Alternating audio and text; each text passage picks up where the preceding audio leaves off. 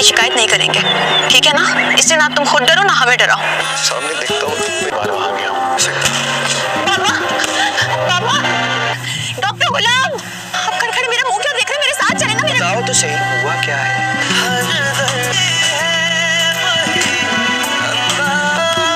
जी नहीं, डायरेक्ट करो। Drama serial गुलाम बादशाह संदरी की नेक्स्ट एपिसोड बहुत ही ज्यादा इंटरेस्टिंग बनने वाली है। क्या संदरी का बाप गुलाम को बताने वाला है अपना और संदरी का एक बहुत बड़ा राज? क्या गुलाम कर पाएगा संदरी की हिफाजत? क्या गुलाम इस सुंदर हवेली वालों को बताएगा संदरी के बारे में? तो अब गुलाम, जो कि एक मजबूर और बेबस और लाचार लड़की की मदद करने के लिए अपने तमाम जानने वालों से पैसे मांगेगा, लेकिन गुलाम को कहीं से भीख नहीं मिलने वाली है। गुलाम अधर अधर से जो मांग रहा है, तो गुलाम बादशाह से क्यों नहीं मांग लेता पैसे? बादशाह वैसे तो इन कोठे वालियों पर लाखों रुपए खर्च करता है, हर दूसरे दिन किया वो गुलाम को सरबताए लिख नहीं दे सकता था। गुलाम जब उधर उधर से पैसे मांगेगा और ऐसे नहीं मिलेंगे, तो उससे संदरी की हालत और उसकी बेबसी नहीं देखी जाएगी। तो गुलाम, जो कि अब दाजी से पैसे मांगेगा, और दाजी गुलाम को भला कैसे पैसे दे सकते हैं? उन्होंने तो अभी तक इसे अपना बेटा ही तस्लीम नहीं क्या। या दाजी गुलाम से कहेंगे कि तुमने ये क्या ड्रामा रचाया हुआ है? हर दूसरे दिन लाखों रुपए मांगने का गुलाम, जो कि बहुत ही हक के साथ और मान के साथ दादी से कहता है कि दादी मैं पूरे हक के साथ मांग रहा हूं, मुझे यकीन है कि आप मुझे मायूस नहीं करेंगे हो। ये सुनकर दादी के तन बदन में आग लग जाएगी। वो गुलाम से कहेंगे कि तुम किस हक की बात कर रहे?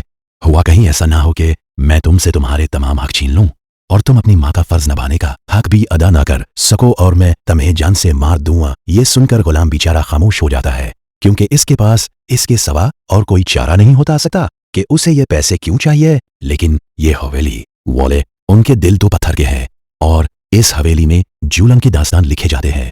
इन हवेली वालों के हरम जगहों पर पैसा लौटाने के लिए बहुत है, लेकिन किसी मजबूर और बेबस की मदद नहीं कर सकते। और दाजी इतना संगल और पत्थर दिल है। मान लिया कि लाजो तो एक मुलाजमा है और इस पर दाजी का दिल आ गया था और उससे वो अपनी बीवी की हैसियत नहीं दे सका, लेकिन गुलाम तो उसका अपना खून है, इसका बेटा, लेकिन उसने अभी तक अपने बेटे को अपना नाम नहीं दिया, तो वो उसे उतने पैसे देने का हौसला कैसे कर सकता है? वो तो अपने बेटे को भी कम समझता है। गुलाम बेचारा अब बेबस हो जाता है और मुझे लगता है कि गुलाम, जो कि अब डॉक्टर्स के साथ बात करके उन्हें बताएगा कि इस पेशेंट के लिए रकम का बंदोबस्त नहीं हो सकता, अगर वो खौफ खुदा करके संदरी के बाप की ओपन हार्ट सर्जरी कर सकते हैं तो उनकी मेहरबानी होगी और कुछ पैसे हम दे सकते हैं।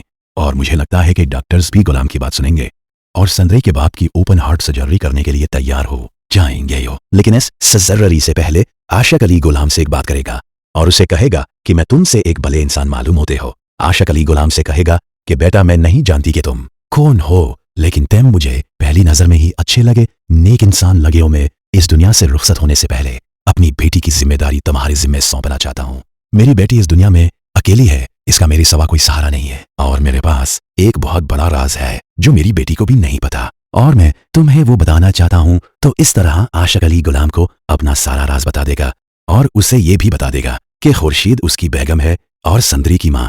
और संदरी को यही पता है कि इसकी माँ इसकी पैदाइश के वक्त मर चुकी थी। या आशिक अली अल्फ से लेकर ये तक तमाम स्टोरी गुलाम के आगे रख देगा और इसे कहेगा कि मेरा ये काम तुम जरूर कर देना और मेरा ये पैगाम उस सुंदरगढ़ में पहुंचा देना और खुर्शीद को बताना कि आशिक अली इस दुनिया से जा चुका है और उसे बताना कि इसने अपनी बेटी की जिम्मेदारी और उसके फराइज पूरी तरह से निभाने की कोशिश की है, लेकिन अब अल्लाह के आगे में बेबस हूँ। आशिक अली गुलाम से कहेगा कि खुर्शीद से कहना कि संदरी ही हमारी बेटी है और अब खुर्शीद के सवा संदरी का कोई सहारा नहीं है।